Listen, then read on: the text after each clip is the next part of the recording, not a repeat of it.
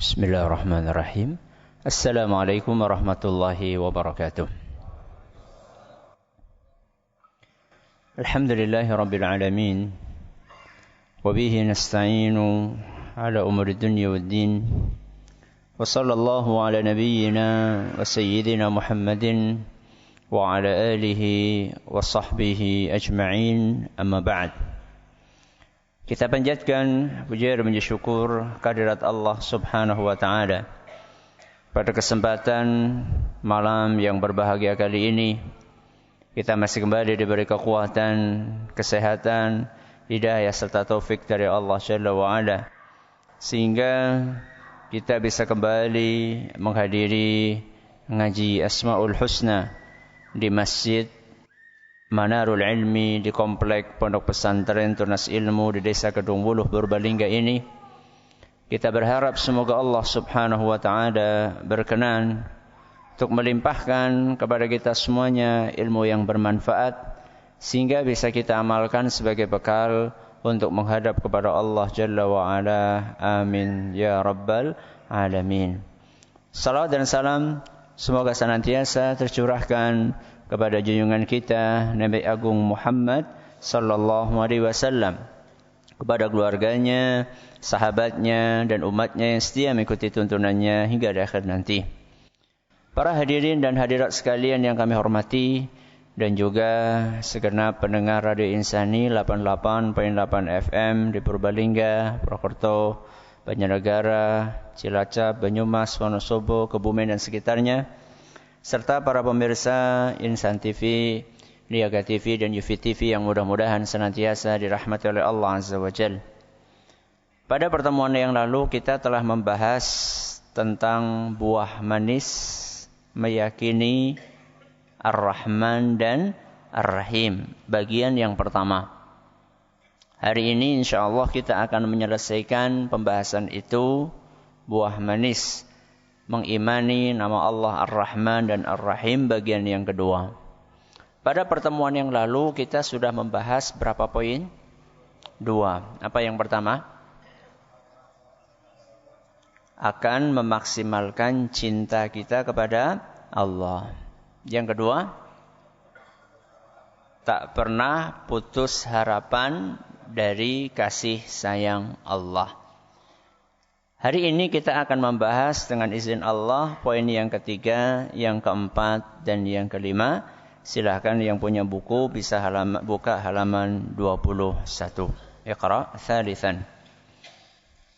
Bismillahirrahmanirrahim. Qala Syekh Abdul Aziz bin Nasir Al-Jalail hafizahullah ta'ala. Thalithan, ittisaful abadi birrahmati وبذلها لعباد الله تبارك وتعالى. وأعظم الرحمة بالناس هدايتهم إلى التوحيد وإخراجهم من الظلمات إلى النور بإذن ربهم عز وجل. ثم الرحمة بهم في أنفسهم وأعراضهم وعقولهم وأموالهم ودفع الظلم عنهم وتفريج كروبهم. Nah, yang ketiga, buah manis kita mengimani Asmaul Husna Ar-Rahman dan Ar-Rahim adalah berusaha memiliki sifat penyayang.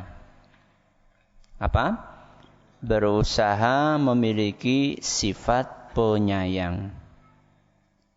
Kenapa? Karena Allah Maha Pengasih dan Penyayang. Maka kita pun berusaha untuk meneladani hal tersebut. Ini yang sering saya sampaikan, bahwa ngaji Asmaul Husna itu bukan sekedar menambah pengetahuan, bukan sekedar menambah teori, bukan sekedar menghafal. Tapi belajar Asmaul Husna itu harus ada efek perubahan dalam perilaku keseharian kita. Sehingga orang lain itu betul-betul bisa merasakan perubahan itu dalam diri kita. Inilah yang namanya mengamalkan ilmu. Jangan sampai kita cuma hafal Asmaul Husna, tapi sama sekali tidak ada perubahan dalam keseharian kita. Sama keluarga juga tidak ada perubahan, apalagi sama orang lain. Dulunya pemarah, setelah ngaji tambah jadi pemarah. Dulunya kasar, setelah ngaji tambah kasar. Loh, buat apa ngaji kalau seperti itu? Maka di sini disampaikan poin yang ketiga, buah manis yang akan didapatkan oleh orang yang belajar Ar-Rahman dan Ar-Rahim, ittisaful abdi birrahmah. Hamba akan berusaha memiliki sifat kasih sayang. Wa badluha li'ibadillahi tabaraka wa ta'ala. Dan berusaha untuk menyayangi dan mengasihi hamba-hamba Allah. Kalau kita sudah punya sifat pengasih, kita punya sifat penyayang, maka kita berusaha untuk menyayangi dan mengasihi orang lain. Dan orang lain yang paling berhak untuk mendapatkan kasih sayang kita adalah orang yang terdekat dengan kita. Sinten? Orang tua kita. Itu yang pertama. Maka orang yang sudah ngaji Asmaul Husna harus berubah cara tutur katanya kepada orang tuanya. Harus berubah cara sikap dia dengan orang tuanya. Semakin halus, semakin lembut, semakin sopan, semakin santun, semakin peduli, semakin care, semakin perhatian, semakin menjaga tutur katanya, semakin menjaga unggah-ungguhnya dengan orang tua. Harus ada perubahan seperti itu. Allah Subhanahu wa ta'ala berfirman dalam Al-Quran, surat An-Nur. Surat apa? An-Nur ayat 56. Maaf, keliru. Surat Al-Isra ayat 23. Surat apa? Al-Isra ayat 23. Allah Subhanahu wa ta'ala berfirman, wa qadha rabbuka alla ta'budu illa iyyahu wa bil walidaini ihsana.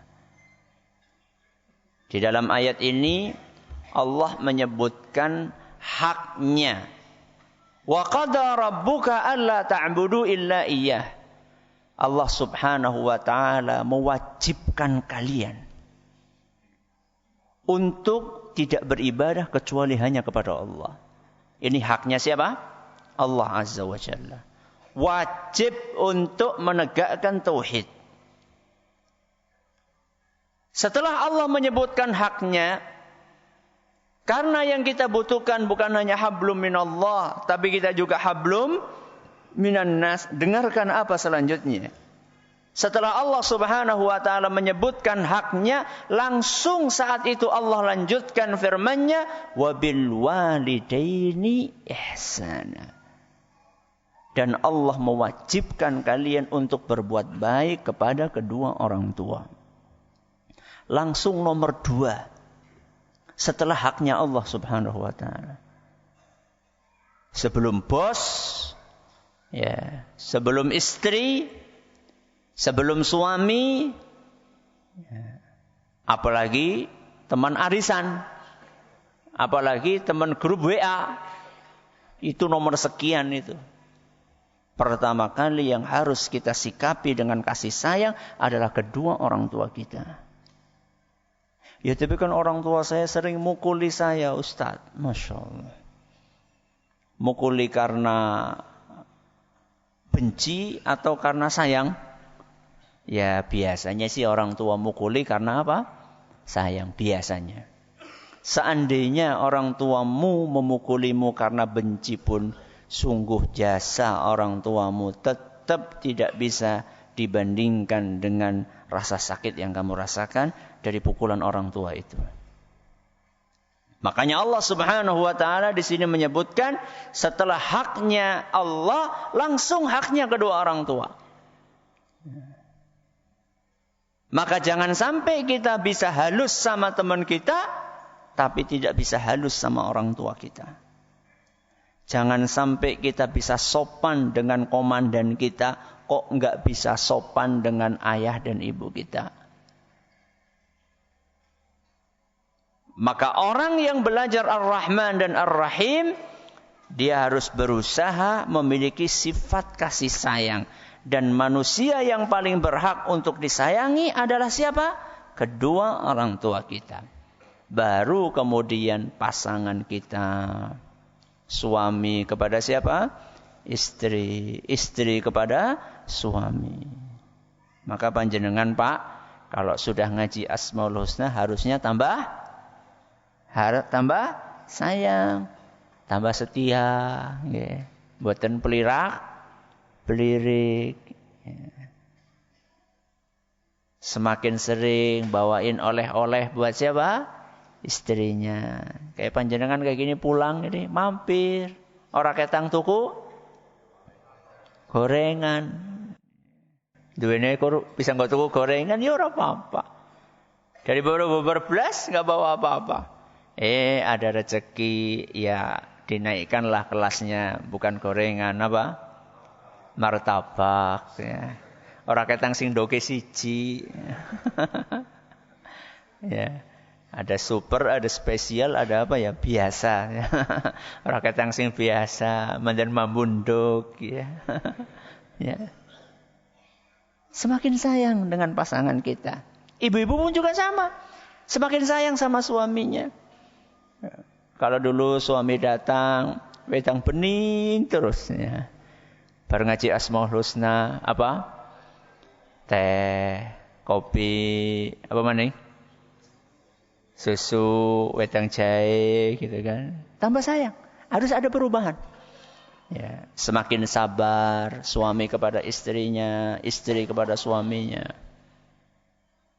Jadi orang belajar Asmaul Husna, belajar Ar-Rahman dan Ar-Rahim harus merubah perilakunya.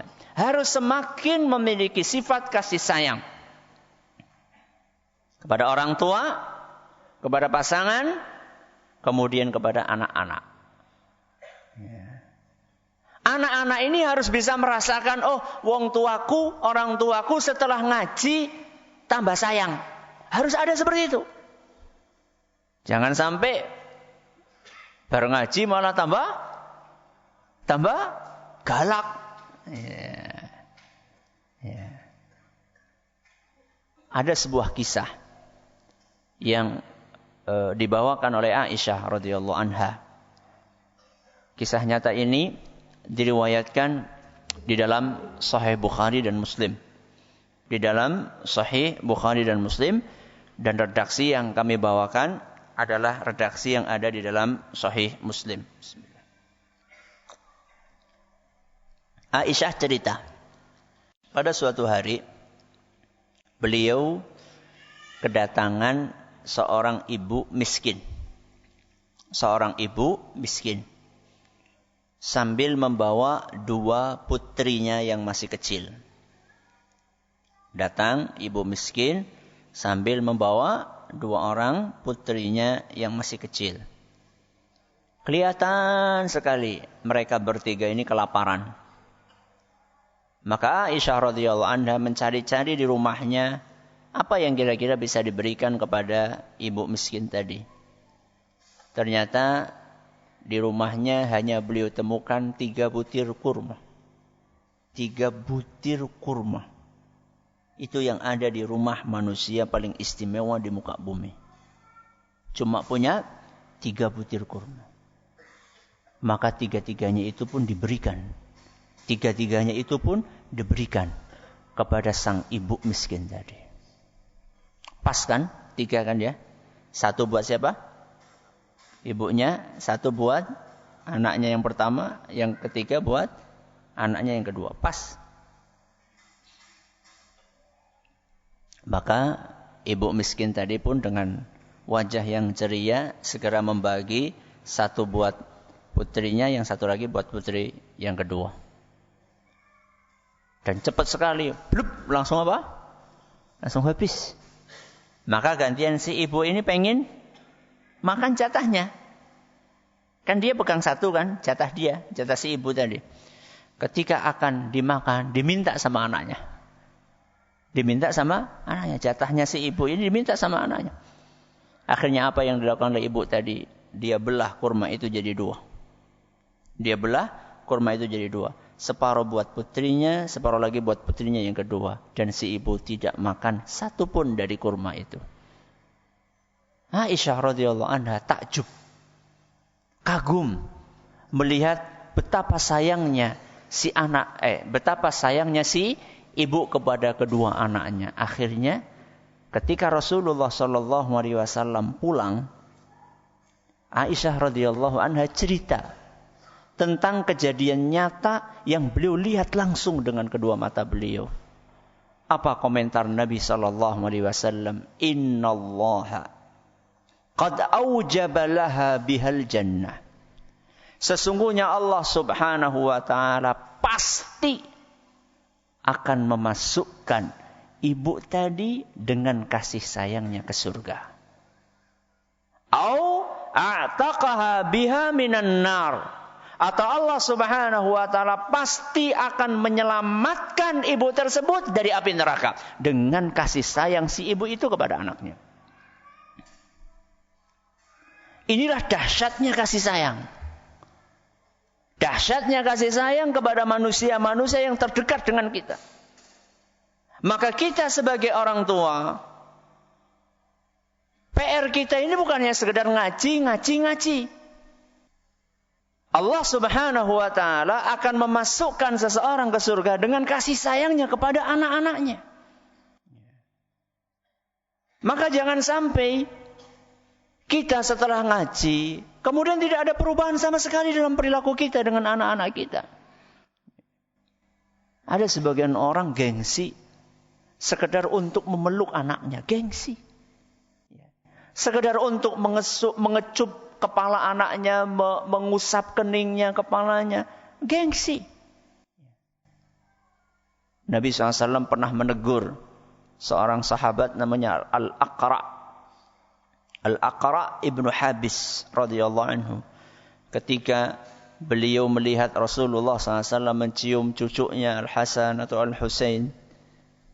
Lalu Al-Aqra ini berkata, Inna li 'asharatan minal walad ma qabbaltu minhum ahada. Wahai Rasul, aku ini punya anak 10. Berapa? 10. Gak pernah satu pun aku cium. Mungkin Al-Aqra ini ingin menggambarkan dia itu gentleman. Ya. Nih loh, aku laki banget, gak nyium-nyium anak. Nyium-nyium itu lembek gitu. Ya. Kira-kira seperti itu. Ya. Apa kata Nabi SAW? Innahu man la yarham, la yurham. Siapapun yang tidak bisa menyayangi orang lain, maka dia tidak akan disayang oleh Allah subhanahu wa ta'ala. Dengarkan baik-baik. Siapapun yang tidak bisa menyayangi orang lain, apalagi anaknya sendiri, la yurham, tidak akan disayang sama Allah subhanahu wa ta'ala. Maka manfaat kita belajar nama Allah Ar-Rahman dan Ar-Rahim adalah untuk menumbuhkan sifat penyayang di dalam hati kita. Kepada siapa? Kepada orang-orang yang paling dekat dengan kita terlebih dahulu. Dan di sini disampaikan salah satu bentuk kasih sayang yang terbesar, wa a'dhamur rahmati bin nasi hidayatuhum ila tauhid wa ikhrajuhum minadh dhulumati ila an-nuri bi idzni rabbihim azza wa jalla. Dan salah satu bentuk aplikasi kasih sayang yang terbesar yang ada dalam diri kita kepada orang lain adalah bagaimana kita berusaha memberikan hidayah terhadap orang tersebut agar mengenal tauhid. Maka panjenengan kalau masih punya orang tua belum paham tauhid, masih punya pasangan belum paham tentang tauhid, masih punya anak-anak yang belum paham tentang tauhid, maka salah satu bentuk kasih sayang terbesarnya adalah bagaimana memahamkan mereka dengan tauhid. Kenapa? Supaya nanti tidak berpisah di akhirat. Harapan kita bisa satu surga dengan orang-orang terdekat dengan kita. Tapi ketika satu bertauhid, yang satunya melakukan kesyirikan, maka bisa dipastikan akan pisah nanti di akhirat. Yang satu di surga, yang satu di neraka. Na'udzubillah min dzalik. Maka mumpung orang-orang yang kita sayang itu masih hidup, dakwahi mereka dengan cara yang baik tentunya. Yang belum sholat diajak untuk sholat. Yang belum memakai hijab, belum pakai jilbab, diajak untuk pakai jilbab. Itu bentuk kasih sayang terbesar kita kepada orang-orang yang kita sayangi. Maka jangan cuek. Jangan apa? Cuek dengan pendidikan agama orang-orang yang terdekat dengan kita. Orang tua kita, suami kita, istri kita, anak kita, pakde kita, bule kita, dan seterusnya. Makanya Rasulullah SAW itu berusaha keras bagaimana pamannya, siapa? Abu Thalib, supaya masuk Islam. Berusaha sekuat tenaga. Sampai detik-detik menjelang wafatnya paman beliau Abu Thalib, tetap Nabi SAW berusaha mendakwainya. Kenapa? Kasih sayang. Nabi SAW pengen pamannya ini bisa ikut menikmati surga Allah Azza wa Jalla. Akan tetapi Allah menakdirkan berbeda. Pamannya meninggal dalam keadaan musyrik. Ya. Maka yang masih hidup, manfaatkan detik-detik yang Allah berikan kepada orang-orang tersebut untuk kita ajak secara lembut dan secara kasih sayang. Ini poin yang keberapa? Yang ketiga, berusaha memiliki sifat penyayang. Yang keempat, Iqra. Rabi'an, التعرض لرحمة الله تعالى بفعل أسبابها ومن أعظم ما تستجلب به رحمة الله تعالى فعل ما يرضيه ويأمر به واجتناب ما يسخطه وينهى عنه باتباع ما جاء به النبي صلى الله عليه وسلم. Naam. Yang keempat adalah menjalankan hal-hal yang mendatangkan kasih sayang Allah. Apa yang keempat? Menjalankan hal-hal yang mendatangkan kasih sayang Allah.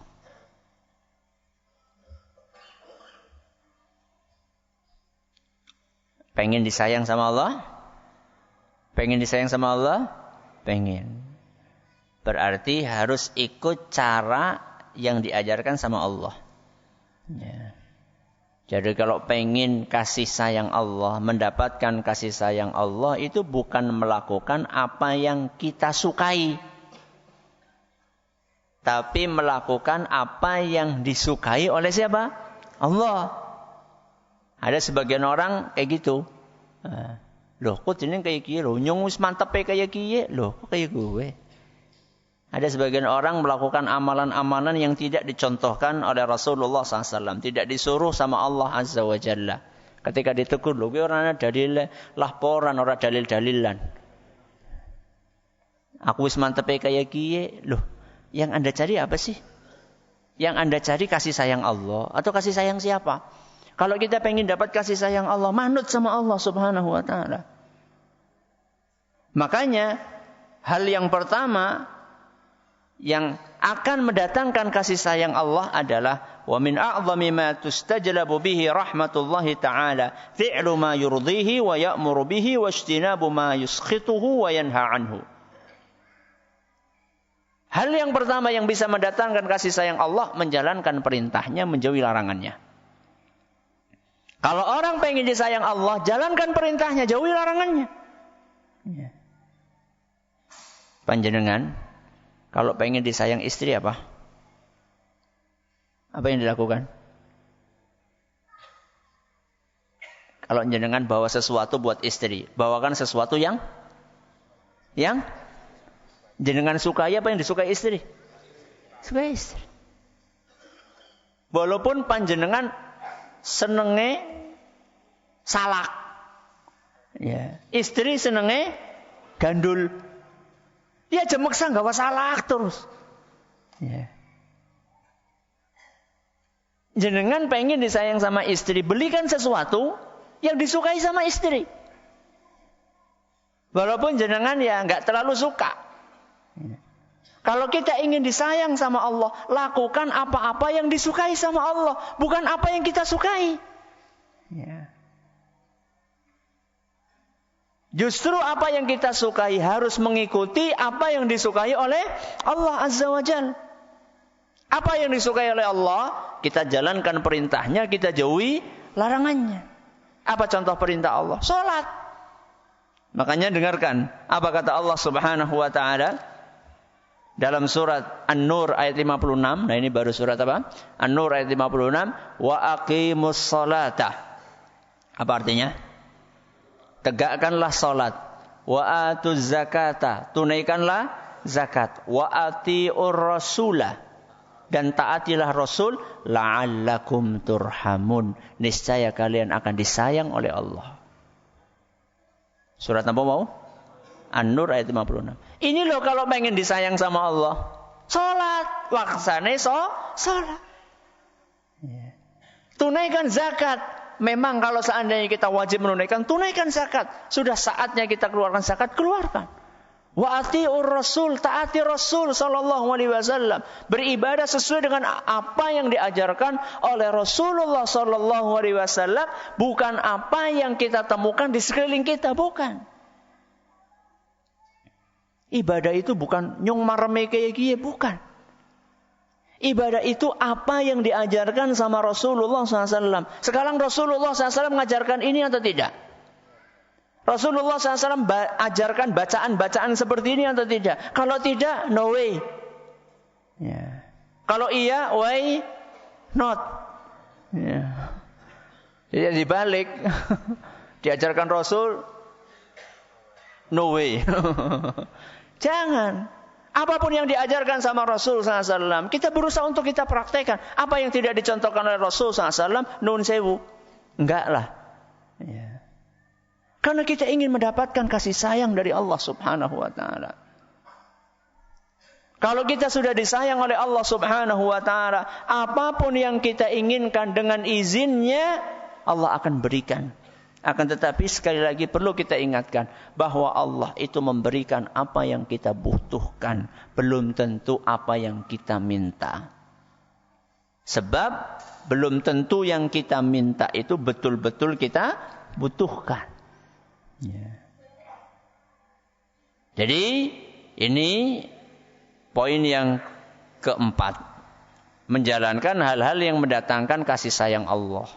Di antaranya adalah menjalankan perintahnya dan menjauhi larangannya. Apalagi, wa mimma tustajlabu bihi rahmatullahi ta'ala ma dzukira sabiqan min ar-rahmati bil khalqi wal ihsani ilaihim. Di antara hal yang bisa mendatangkan kasih sayang Allah adalah bersifat penyayang kepada orang lain. Ini yang tadi kita sampaikan di poin yang ketiga. Jadi kalau kita pengen disayang sama Allah, sayangi orang lain. Makanya ada dalam sebuah hadis, irhamu man fil ardi yarhamkum man fis sama. Sayangi yang ada di muka bumi, kalian akan disayangi yang ada di langit. Akan disayangi oleh yang ada di langit, yaitu Allah Azza wa Jalla. Irhamu man fil ardi yarhamkum man fis sama. Sayangi makhluk-makhluk Allah yang ada di muka bumi ini, niscaya kalian akan disayangi oleh Allah Subhanahu wa ta'ala. Makhluk-makhluk yang di muka bumi, berarti manusia tok atau semua makhluk? Semua makhluk. Kucing termasuk. Ya. Makanya ayo kita ajari anak-anak kita, jangan sampai mereka itu menjadi anak-anak yang kejam dengan binatang. Pernah jangan lihat anak-anak lempar-lemparan kucing? Pernah? Ya itu salah satu bukti ya bahwa anak-anak kita sebagian dari mereka tidak memiliki sense, tidak memiliki perasaan kasih sayang kepada hewan-hewan tersebut. Ya. Ajari mereka, ingatkan mereka. Ya. Mereka sambil tertawa-tertawa padahal kucingnya itu sudah kurus, kering, pincang. Ya, dilemparkan, bluk jatuh, ketawa semuanya. Ya. Jangan biarkan anak-anak itu seperti itu. Kita ingatkan. Ya. Kalau pengen disayang sama Allah, sayangi kucing tersebut. Jangankan kucing. Ada seorang ulama, seingat saya Al-Hasan Al-Basri. Beliau melihat ada semut mau tenggelam di kolam, diselamatkan sama beliau. Apa? Semut. Apa kita pernah perhatian semut tenggelam? Ya. Satu semut mau tenggelam, diselamatkan sama beliau, diambilkan, kasih sayang. Ya. Ini makhluknya siapa? Allah. Ya. Kira-kira bisa mendoakan atau tidak? Bisa. Ya.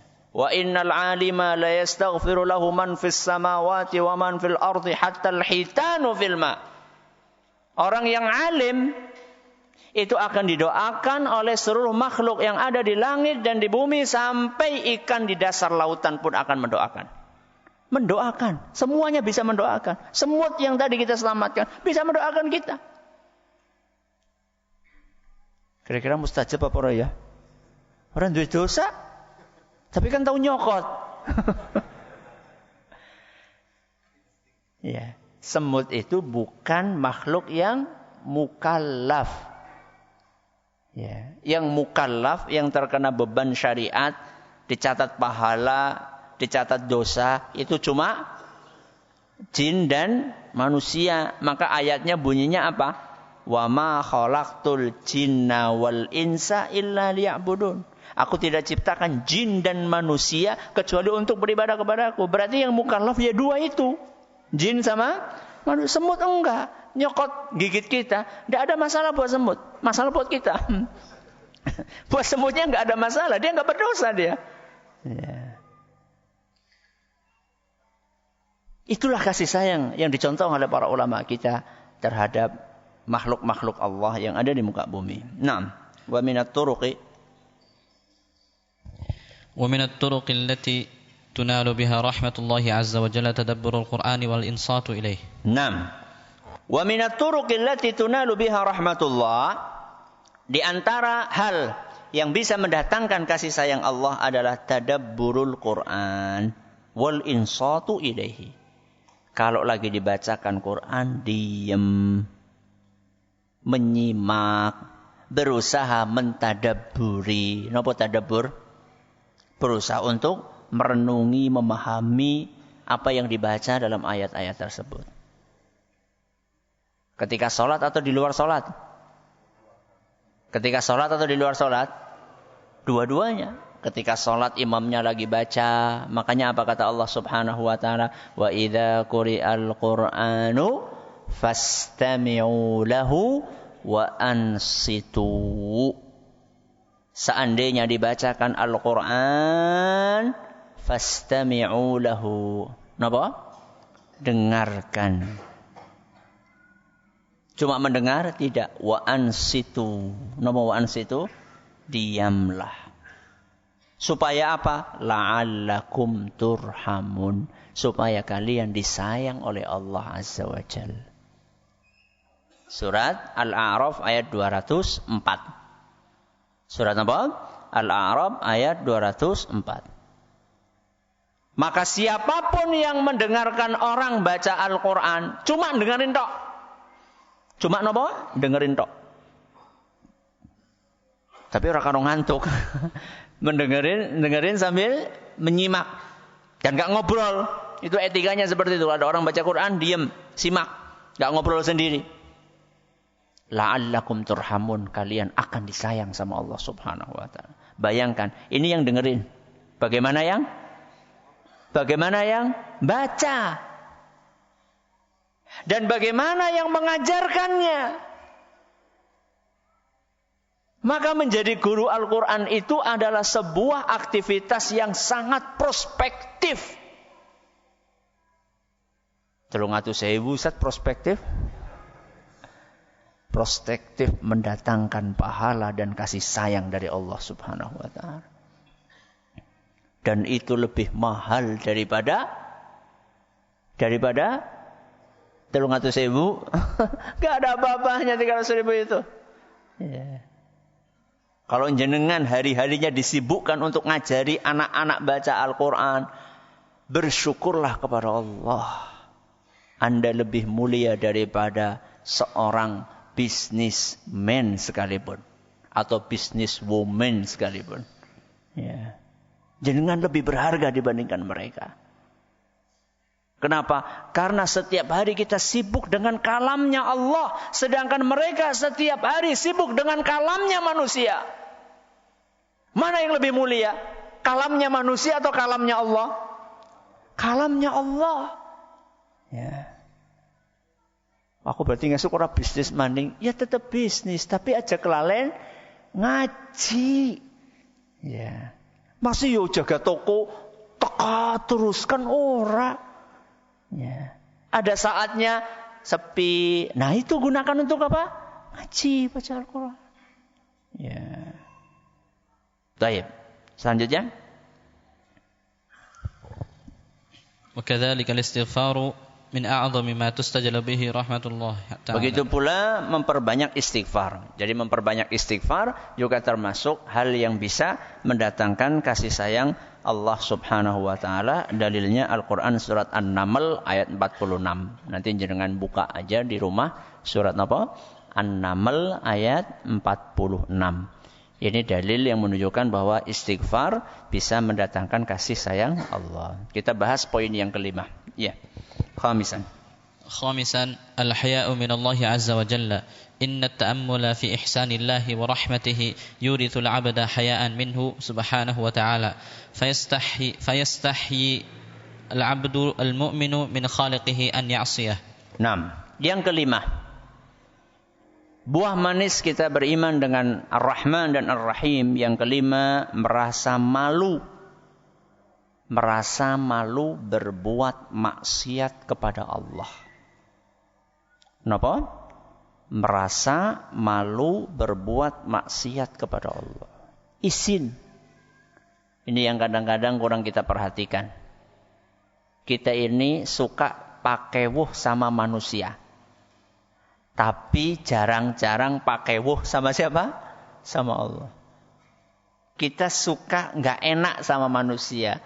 Tapi kita tidak pernah atau jarang merasa tidak enak kepada Allah. Malu. Wong Allah sudah kasih apa-apa kok. Masih nggak manut sama Allah. Malu. Ya. Coba sekarang ada orang berbuat baik sama kita. Hidup kita ditanggung sama beliau 5 tahun. Sudah kamu 5 tahun gak usah kerja. Tak tanggung semuanya. Ya. Kebutuhan kehidupanmu tak tanggung semuanya selama 5 tahun.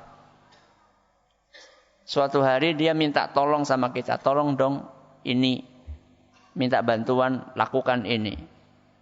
Apakah kita tega untuk menolak permintaannya? Gak tega kita. Padahal dia cuma nanggung berapa? 5 tahun. Sekarang saya tanya, Allah nanggung kita berapa tahun? Seumur hidup kita ditanggung sama Allah Subhanahu wa ta'ala. Kenapa kita tidak merasa malu untuk berbuat maksiat kepadanya? Bahkan setelah selesai berbuat maksiat pun seharusnya kita tetap merasa malu kepada Allah. Panjenengan pernah dengar cerita orang di padang mahsyar nanti mereka datang kepada para nabi minta syafaat? Pernah dengar cerita itu? Kenapa masing-masing nabi angkat tangan? Nabi Adam angkat tangan. Nabi Nuh angkat tangan, Nabi Musa angkat tangan, Nabi Isa angkat tangan. Semuanya angkat tangan. Kenapa? Karena mereka ingat pernah berbuat salah. Malu mereka. Mereka takut kepada Allah Subhanahu wa ta'ala.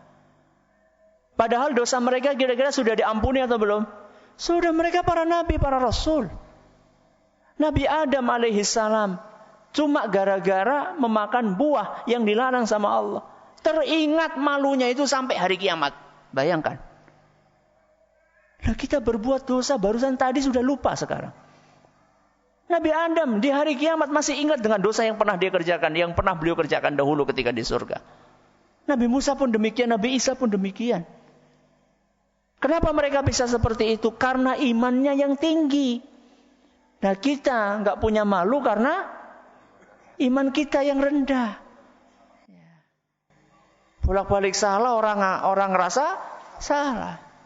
Ketika dikasih sakit sama Allah, ya Allah, apa teman, aku sih salah apa ya? Ya Allah, salah apa? Akeh banget salahnya nganti ora kemutan. Ya. Ini adalah buah yang keberapa? Yang kelima, merasa malu berbuat maksiat kepada Allah. Dengan demikian selesai kita membahas dua nama ini, Ar-Rahman dan Ar-Rahim. InsyaAllah pada pertemuan berikutnya kita akan berpindah ke nama yang lainnya yang akan kita pelajari biidnillahi azza wa jal. Terima kasih atas perhatiannya. Mohon atas segala kurangnya kita tutup dengan membaca Subhanakallahumma wa bihamdika asyhadu an la ilaha illa anta astaghfiruka wa atubu ilaik.